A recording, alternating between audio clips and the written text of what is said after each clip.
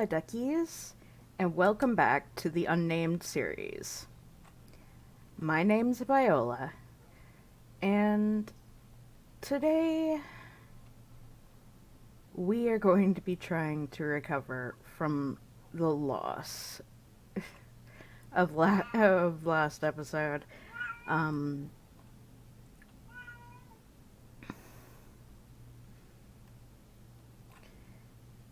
so, as we all saw last episode, I had a bit of an incident.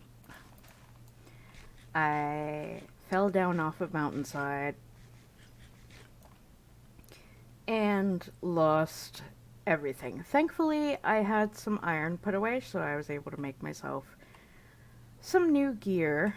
Um, First things first, in this episode, I know last episode I asked you guys what to name the wolf, but um,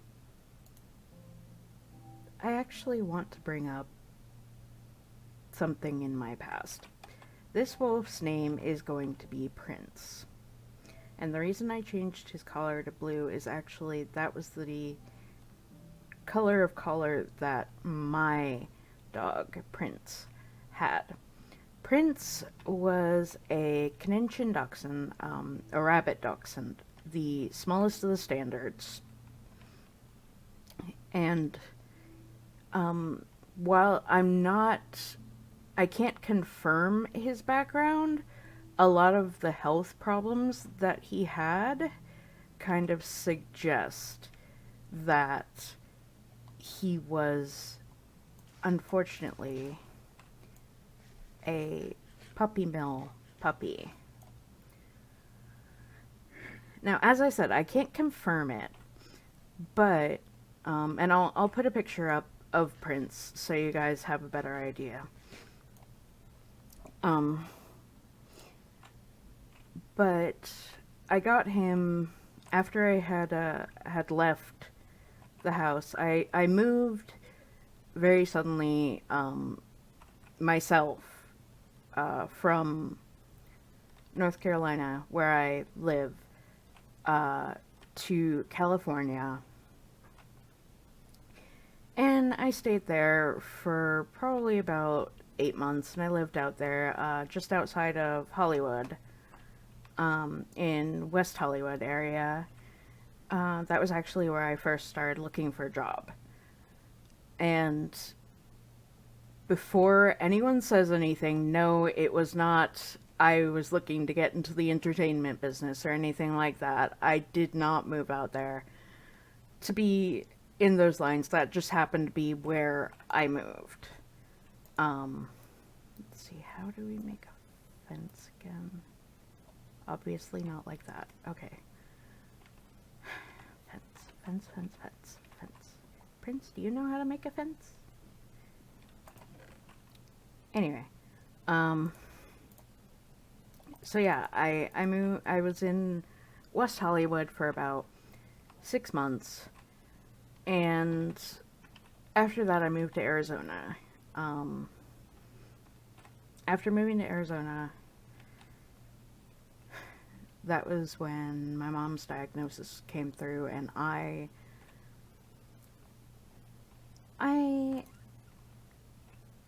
suffer from depression. I was diagnosed in middle school.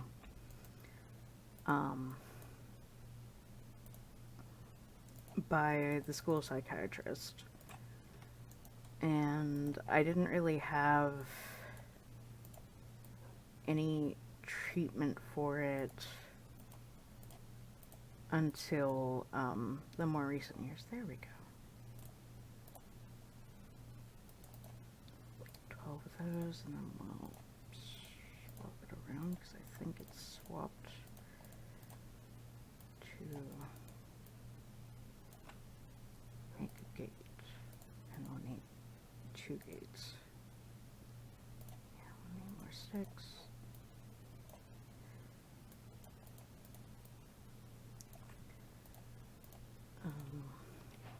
So yeah, I've always kind of tried to sort it out myself. as far as dealing with my depression. And I mean, I know there's a lot of stuff out there that can help, but at the time I really wasn't looking to get help. I thought, okay, well, if I need help, um,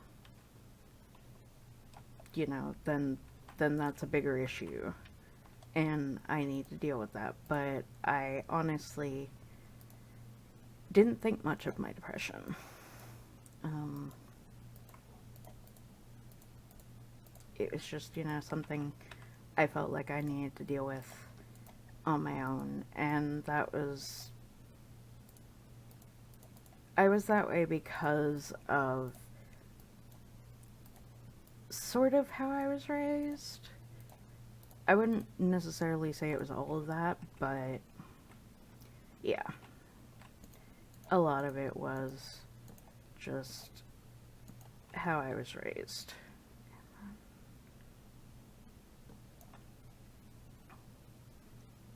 Like, I was raised in the kind of state of mind of, oh, you don't need help unless it's like an emergency situation. What if I take this one away?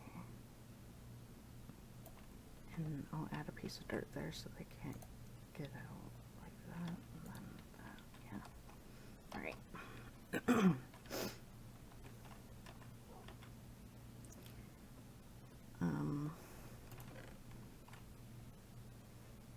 But yeah, right around that time my mom started having issues with her health, and they were looking into it, and at the time they didn't really have a way of managing it. And I had always managed my depression with basically animal companionship. I love animals.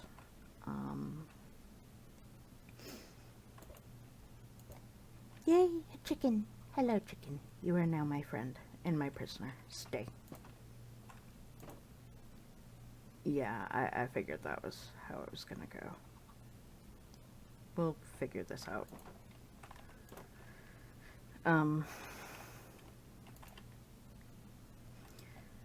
And since I'd moved, I really hadn't had a pet.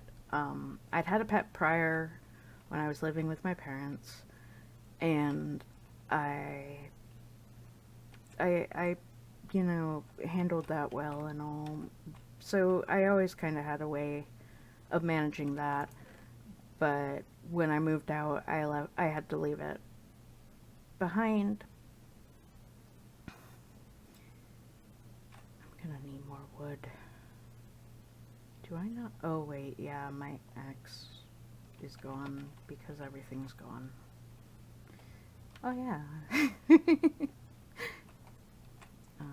it's getting dark.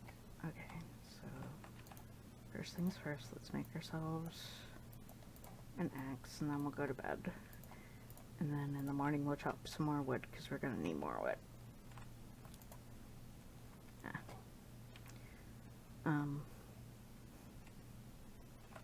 Where'd my chicken go? It's gone. It's long gone. I'm gonna have to find more eggs. Is it night yet? No.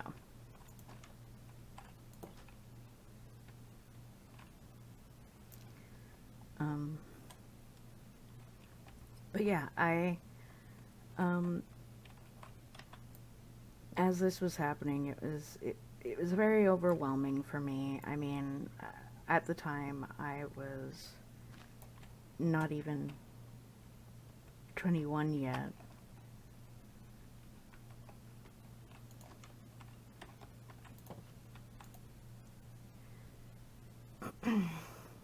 So, it was a really, really strong awakening sort of situation. Like, I'm losing my mom. I'm not even 21.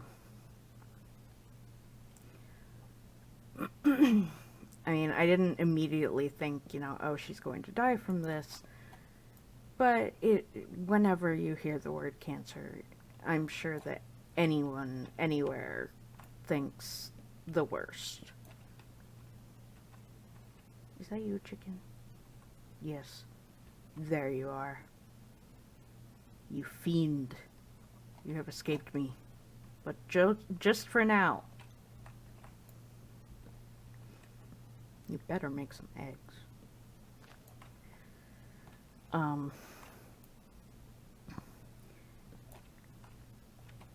And I realized I wasn't managing well at all because I didn't have that sort of companionship that I had before. And in all honesty, I didn't go looking at the adoptions and all for an animal that was going to be a project. I was looking for one that was just going to be, you know, a companion animal to me. Because when you're stressed like that, you don't really want a project animal that you have to help with everything. You want an animal that's going to come home and cuddle with you and be your friend and, you know, be supportive of you from day one. Yes, Prince. Exactly.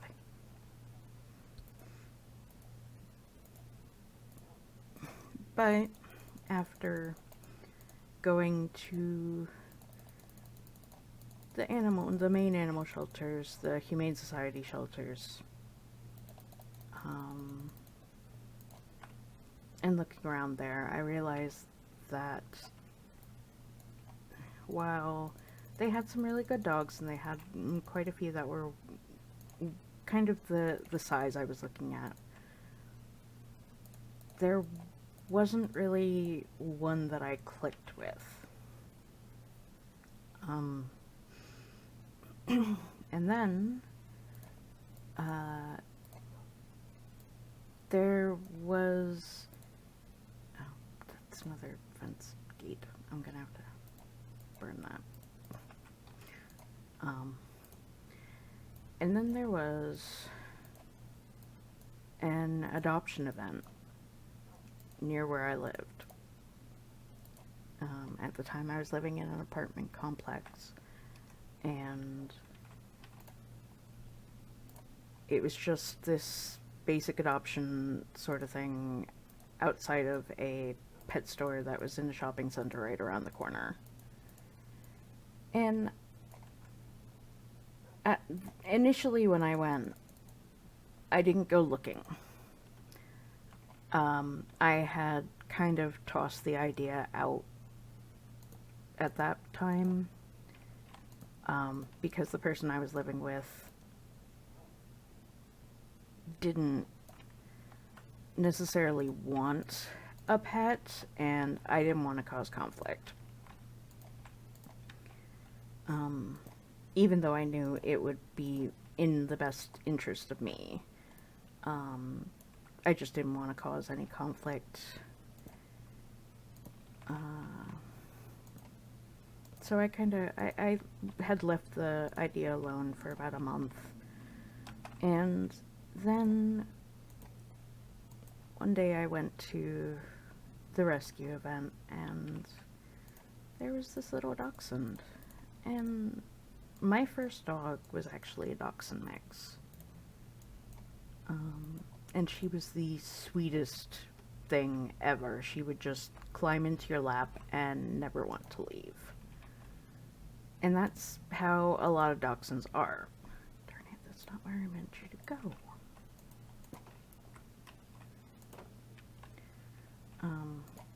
But yeah, that's how a lot of dachshunds are. They're very, very focused on their humans, and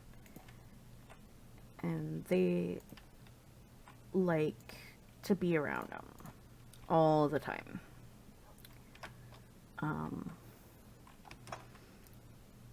But this little guy was just... One second, guys.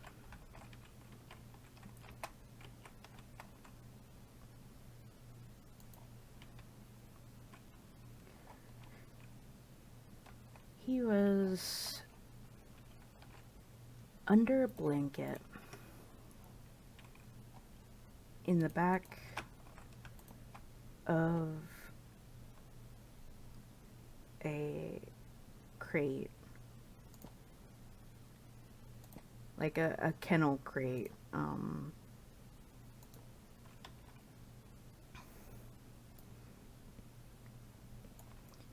And he wouldn't come out. He didn't want to be seen. He wanted to hide and stay hidden. And I was kind of like, you know, that's really odd for a dachshund. And so I kind of just spent the day until the adoption event was over, watching him, keeping an eye on him and figuring him out. Eventually this will be a chicken area. Eventually. Once I find some more eggs.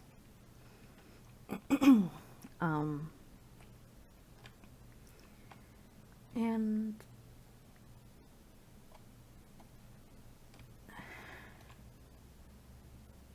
it kind of got to the point where I was going out there regularly. Whenever there was an adoption event, I'd go and I'd watch.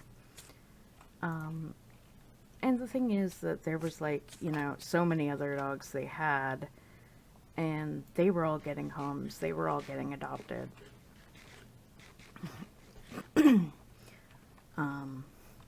Particularly when one of the first groups that was gone was this group of Pomeranian puppies that admittedly were absolutely adorable, and I was very tempted, but I wasn't, as I said, I wasn't really in for a project dog, and honestly, a Pomeranian really is a project dog. They need a lot of work. Otherwise they get, you know, single person focused and they can get aggressive towards anyone else.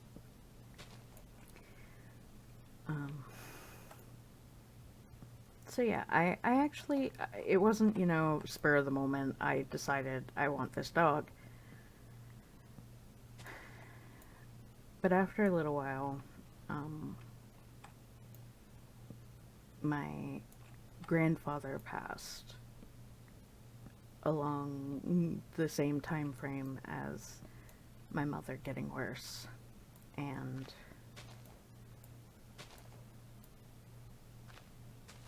I decided, you know, enough's enough. I need something to de-stress with. I need something that I know will help me. And I went to the adoption event again, and there he was, just sitting there, still unclaimed.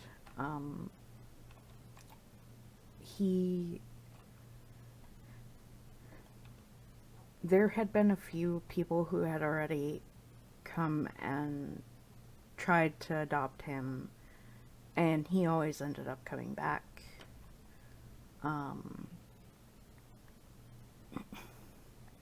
And he was just this little chocolate dachshund. They were calling him Ghirardelli after the chocolate. And while, you know, I'm not saying that's a bad name, it didn't fit him. He was definitely not a Ghirardelli. So I started out with just fostering him because I didn't have the funds myself to say, yes, I want to adopt him. But the woman that ran the adoption said that she needed somebody to take him because he was very clingy. And again, that's just the dachshund breed.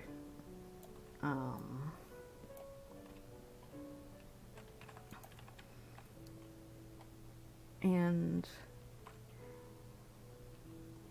I was like, yeah, sure, I'm very willing to foster until I'm able to get a job and afford to pay the adoption fee.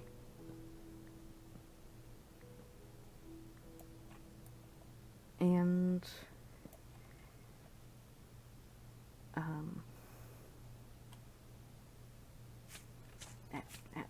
getting caught by my bushes.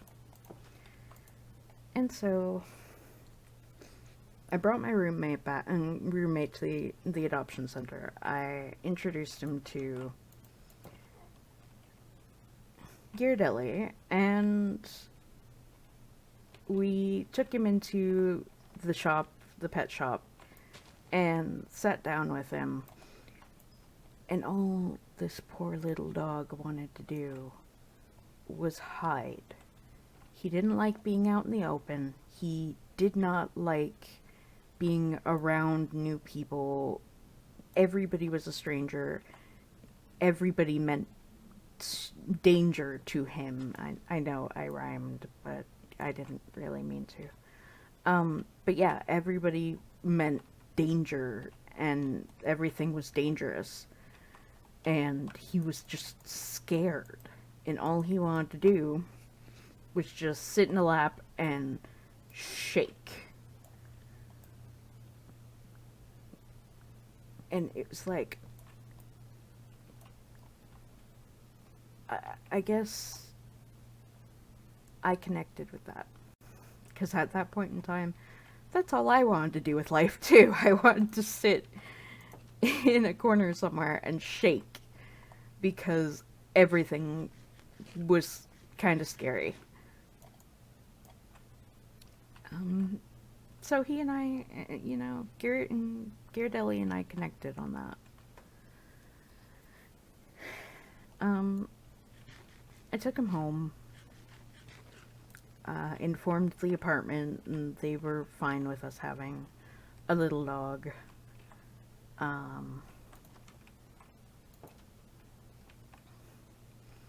And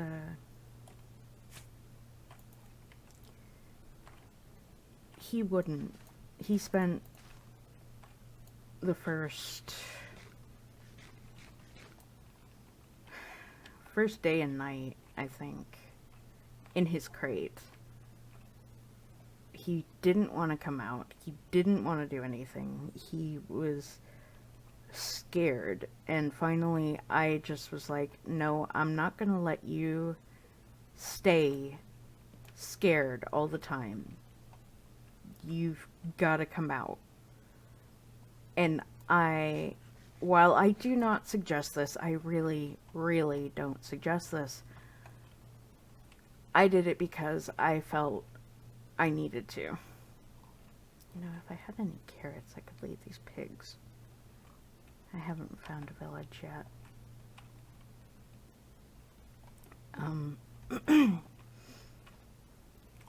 I don't suggest it, but I physically pulled him from his carrier without hurting him. And I put on a movie, and I just held him and petted him until he actually got to a point where he fell asleep in my lap. And admittedly, that's when I realized that, you know, it wasn't just for Foster. As much as there may have been other people who may have wanted him at some point in time, he was my dog now. I know that's bad, but honestly, nobody actually ever approached about wanting to adopt him. Nobody at all. It wasn't for lack of them looking either, because they had his paperwork, they had him there on file as available still.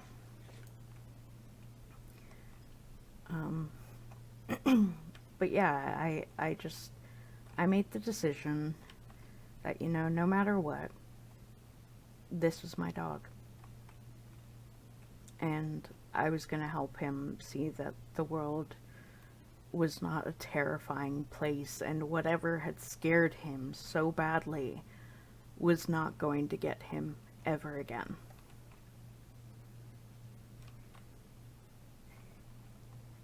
I renamed him to Prince, because as I said, Ghirardelli just didn't fit him, but Prince did. And slowly I got him to come out of his shell, and I started to see this bouncy little puppy of a dog learning how to play, and that there was an outside world. Chasing rabbits, as silly as it sounds, chasing rabbits was a big deal because it showed he still had that instinct to do things like that.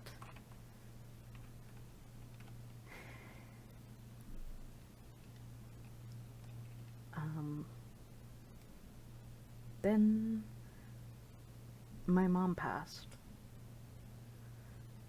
I spent a couple months away, and my roommate took care of Prince. And I got to see him all the time over Skype and such, so it wasn't like I had completely abandoned him.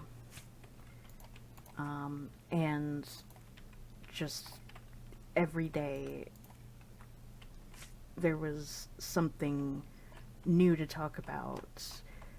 You know, he'd eaten by himself, or he'd gone and explored something that he wouldn't normally have done before.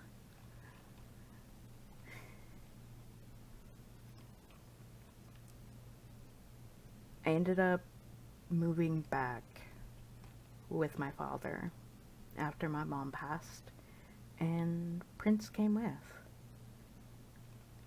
And while he was terrified of the moving truck and going out of the moving truck and using the restroom and eating, he barely ate. He didn't want to move. He didn't want to go anywhere. He didn't want to do anything for like 3 or 4 days straight. Ooh, pumpkins. With mushrooms growing on them. Okay.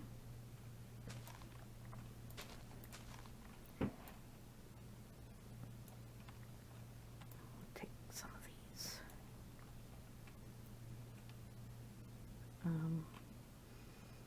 He spent the whole time that we were moving just scared. Fox? Fox. I don't have any raw chicken. But good to know there's a fox. Where am I? I was pretty sure this is the way back home.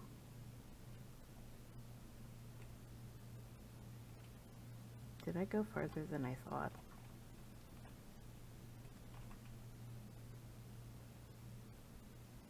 Oh boy. Anyway,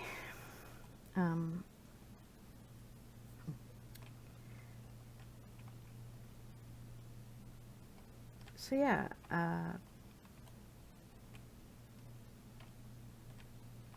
see. There's a cliffside, there's a fox, egg. We'll take that. Maybe if we just keep going along the coast, we'll figure this out.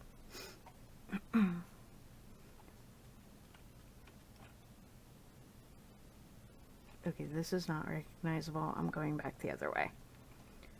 But once we got back, I set up his kennel in the room that was going to be my bedroom, and I left it open. I left a few of his things outside, and some food and some water, and just let him have roam of the room. so that, he could get comfortable. And it was a little bit of a miracle, because the next day I woke up and it was like I had a whole, this is going towards, okay. It was like I had a whole different dog. I was going to go out and help empty the moving truck, and suddenly I hear this noise, and the door had been closed. I'd left him in there overnight. He, just let him do his own thing. And I hear skittering and running around.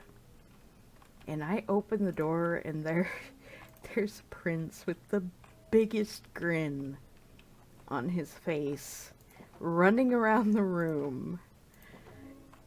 And it was like he had finally realized that I wasn't going to take him back. At this point, I had already contacted the rescue and told them what was going on, and they were perfectly fine with me taking him. Just taking him. I mean, by this point, he had already spent quite a lot of time with me, so he was my dog anyway. And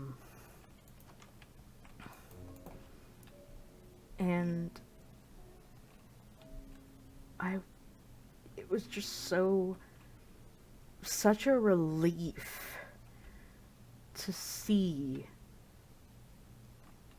this little dog running around and jumping and happy. He learned to play. He learned fetch. He learned tricks. He learned rollover. He learned sit and stay. All he wanted was to be loved and stay somewhere.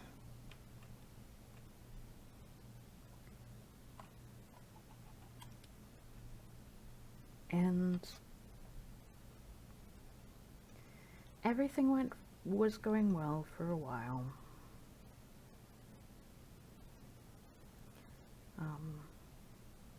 As I'm sure you can tell just from the tone of my voice and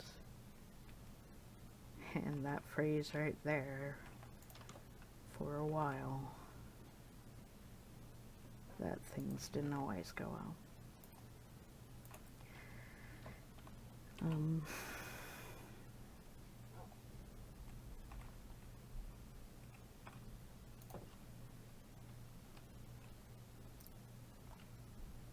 The year after my mom passed,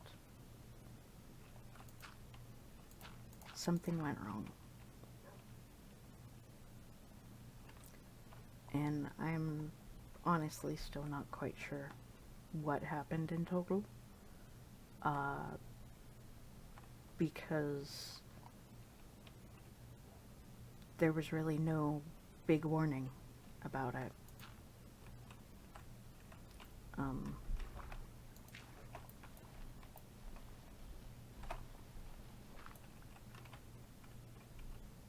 But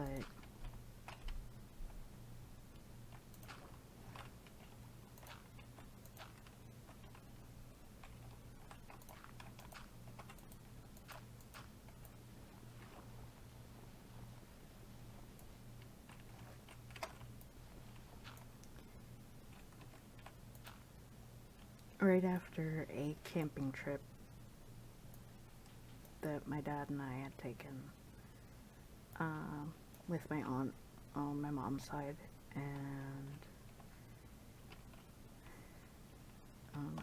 my former roommate,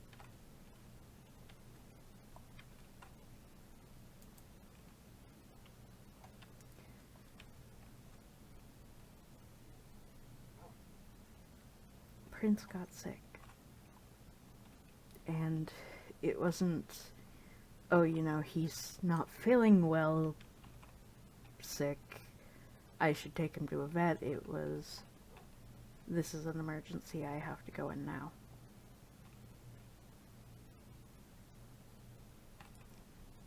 There was absolutely no warning. There was nothing to say anything was an issue. In fact, even the rescue had never mentioned anything about his health.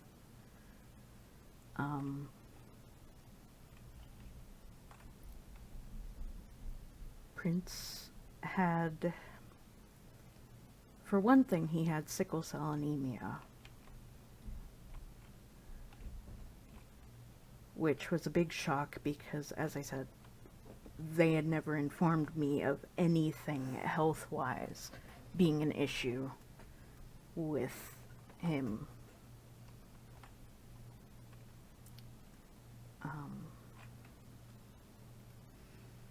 And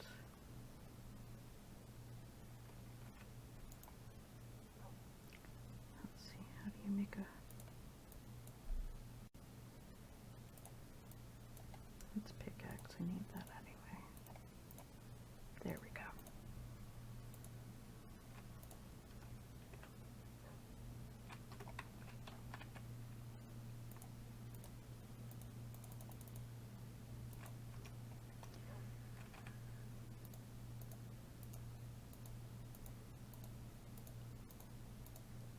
And I took him into my vet, which had treated my other dogs, so she knew, you know, whatever the case may be, I really, I was doing what I could.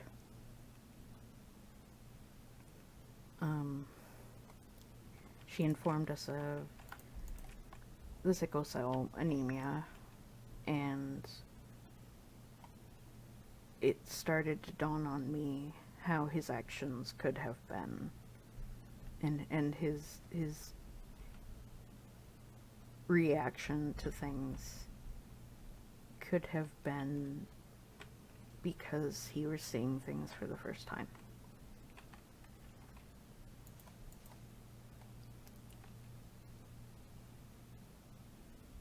Up until that point in time, I didn't really consider the fact that this dog that I had gotten from a rescue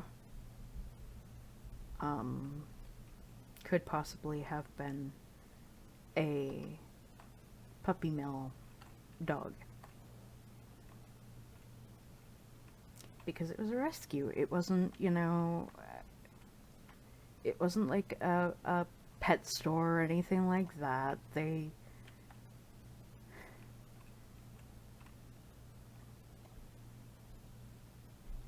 But yeah, once I got that initial diagnosis, it started to click. And then after that diagnosis, he went blind. It wasn't slowly. It was a matter of days. He lost his sight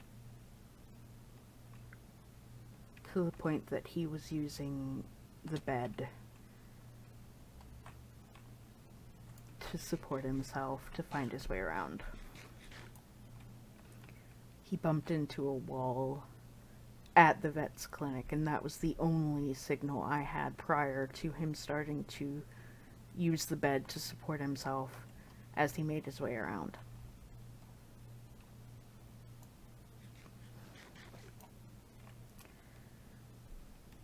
He lost his sense of smell.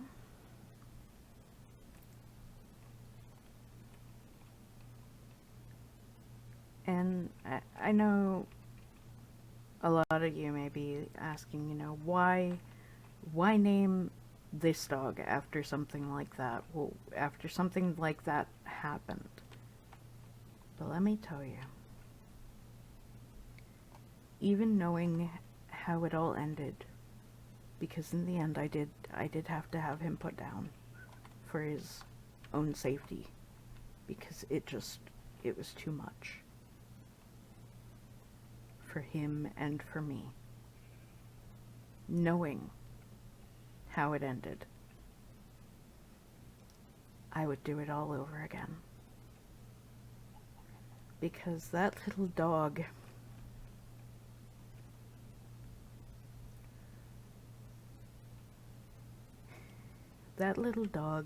changed my view so much on so many levels. Just watching him bloom after what he must have been through before.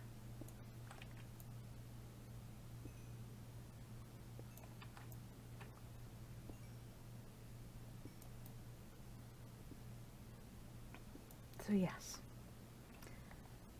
our wolf's name is going to be Prince, in memory of a little dog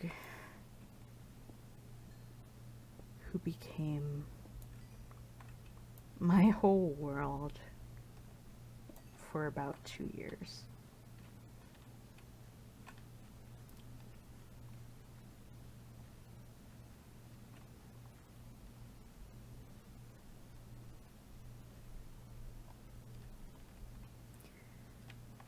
Alright, I know I didn't get everything back, but the sun is starting to set again. We're going to go ahead and run back home.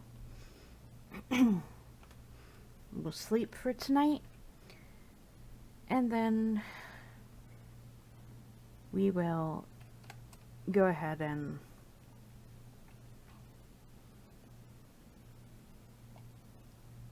finish up here, because there's other things to talk about, but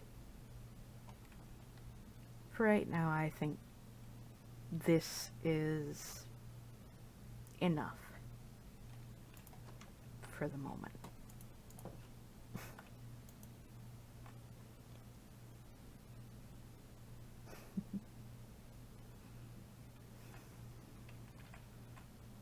You're a good boy, Prince. Yes, you are. You're such a good boy.